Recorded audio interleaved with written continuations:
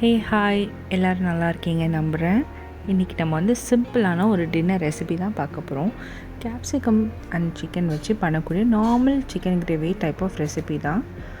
இதுக்கு வந்து நம்ம ஆனியன் நிறையா கட் பண்ணி அது வந்து பேனில் போட்டு நல்லா வதக்கிக்கணும். நான் அது கூட கொஞ்சம் கருவேப்பிலையும் பச்சை மிளகாவும் ஆட் பண்ணியிருக்கேன். இஞ்சி பூண்டு பேஸ்ட் ஆட் பண்ணணும். நான் இஞ்சி பூண்டு பேஸ்ட் கூட கொஞ்சோண்டு பெருஞ்சீரகம், சீரகம், மிளகு போட்டிருக்கேன். போட்டு அரைச்சிட்டேன். போட்டு அதை அரைச்சி அதையும் இதில் ஆட் பண்ணியிருக்கிறேன். இந்த ரா ஸ்மெல் போகிற வரைக்கும் நல்லா வதக்கிக்கலாம். நெசசரியாக நம்ம வந்து அந்த ரா ஸ்மெல் போனதுக்கப்புறம் தான் தக்காளி ஆட் பண்ணணும். நல்லா அதை மிக்ஸ் பண்ணிக்குவோம். தக்காளி வந்து எனக்கு கிரேவியாக வேணும் அப்படிங்கிறதுனால நான் அதை வந்து மிக்சியில் அரைச்சி அந்த ரா ஸ்மெல்லாம் போனதுக்கப்புறமா அதே பேனில் நம்ம அதை ஆட் பண்ணிடுறோம். சைடில் வந்து பொட்டேட்டோ அண்ட் கேப்சிகம் வந்து கட் பண்ணி வச்சுருக்கேன். அண்ட் சிக்கனையும் நல்லா வாஷ் பண்ணி வச்சுருக்கேன். மஞ்சத்தூள் போட்டு வாஷ் பண்ணி அதில் பிளட் ஸ்டெயின்ஸ் எல்லாம் போடுற மாதிரி எடுத்து நீட்டாக வச்சுருக்கேன். ஸோ தக்காளியை ஆட் பண்ணி அதை நல்லா மிக்ஸ் பண்ணிக்கலாம். இது எல்லாம் சேர்ந்த மாதிரி நல்லா அது குக் ஆகட்டும். குக் ஆனதுக்கப்புறமா நம்ம பொட்டேட்டோ அண்ட் கேப்சிகம் ஆட் பண்ணி அப்புறம் சிக்கனையும் போட்டு மூணுமே கம்பைன் ஆகி குக் ஆகிற வரைக்கும் நம்ம வெயிட் பண்ணுவோம். கொஞ்சம் குக் ஆகி முடிச்சதுக்கப்புறமா ஒரு ஹாஃப் குக் ஆனதுக்கப்புறமா மசாலா ஆட் பண்ணிக்கலாம். நான் மசாலாவில் வந்து நம்ம ஸ்டோர் பாட் 65 மசாலா, அதாவது நம்ம கறி கடையிலேயே 65 மசாலா பேக்கெட் இருக்கும். நான் அதை வந்து ஆட் பண்ணுறேன். ஸோ நீங்கள் சிக்கன் வாங்கும்போது நீங்கள் அந்த ஒரு பேக்கெட்டும் கேட்டு வாங்கிக்கோங்க. கேப்சிகம் போட்டு பண்ணும்போது அந்த மசாலா ஆட் பண்ணும்போது ரொம்ப நல்லாயிருக்கும். ஸோ நான் இப்போ வந்து சிக்கன் ஆட் பண்ணுறேன். கேப்சிகம் அண்ட் பொட்டேட்டோ போட்டாச்சு. சிக்கனையும் ஆட் பண்ணுறேன். சிக்கன் ஆட் பண்ணி இதெல்லாம் கம்பைனாக குக் ஆகும்போது தண்ணி விடும். ஸோ நமக்கு வந்து அளவு தெரியும். எனக்கு வந்து என்னோடய சப்பாத்தியில் சிக்கன் கிரேவி கொஞ்சம் தண்ணியாக இருந்தால் தான் பிடிக்கும். உங்களுக்கு வந்து திக்காக இருந்தால் பிடிக்கும்னா நீங்கள் ஓப்பன்லேயே வேக வைக்கலாம். ஸோ தண்ணி வந்து ரீட்டெயின் ஆகாது உள்ள.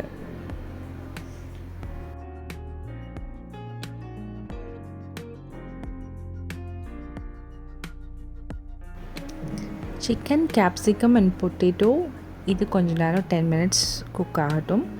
இது ஹாஃப் குக் ஆனதுக்கப்புறம் நம்ம மசாலாஸ் ஒன்று ஒன்றா ஆட் பண்ணிக்கலாம். ஆட் பண்ணி மிக்ஸ் பண்ணதுக்கப்புறம் திரும்ப ஒரு 10 மினிட்ஸ் குக் பண்ணலாம். இப்போது சில்லி பவுடர் ஒரு ஸ்பூன் ஆட் பண்ணுறேன்.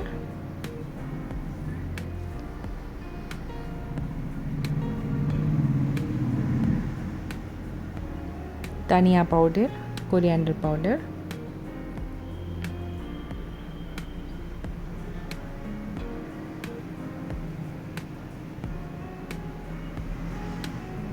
மஞ்சத்தூள், and then goes the 65 masala powder. So இந்த மசாலாஸ் எல்லாம் ஆட் பண்ணதுக்கப்புறம் மிக்ஸ் பண்ணிவிட்டு தேவையான அளவு சால்ட் ஆட் பண்ணிக்கலாம். சம்டைம்ஸ் இந்த 65 மசாலாவில் சால்ட் ஆட் பண்ணியிருப்பாங்க. அந்த டைமில் நீங்கள் ஆட் பண்ணணும்னு அவசியம் இல்லை. இன்கேஸ் எக்ஸ்ட்ரா தேவைப்படும் அப்படின்னா நீங்கள் சால்ட் ஆட் பண்ணிவிட்டு இன்னொரு ஒரு 10 மினிட்ஸ் இதை நீங்கள் பாயில் பண்ணிடுங்க. அப்போ சிக்கன் வந்து கரெக்டாக ஜூஸியாக குக் ஆகும்.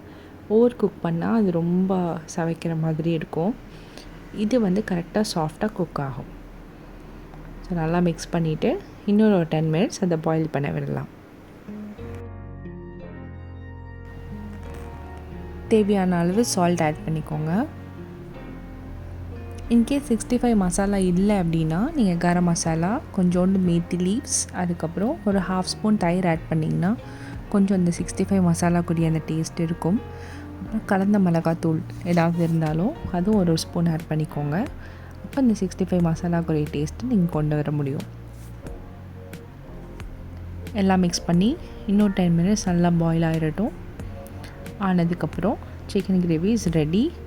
எப்போவுமே மழைலாம் பெய்கிற டைமில் நம்ம கொஞ்சம் பெப்பர் சிக்கன் சாப்பிட்டா நல்லாயிருக்கும்னு தோணும். ஒரு சேஞ்சுக்காக நீங்கள் கேப்சிகம், பொட்டேட்டோ போட்டு ட்ரை பண்ணி பாருங்கள்.